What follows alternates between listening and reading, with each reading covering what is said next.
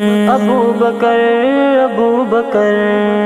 نبی کے غم کو سمجھا ہے اسے صدیق کہتے ہیں، برائے دین تڑپائے اسے صدیق کہتے ہیں، نبی کے غم کو سمجھا ہے اسے صدیق کہتے ہیں، برائے دین تڑپائے اسے صدیق کہتے ہیں۔ خدائے پاک نے اسلام کی امداد کی خاطر، خدائے پاک نے اسلام کی امداد کی خاطر ابو بکر ابو بکر،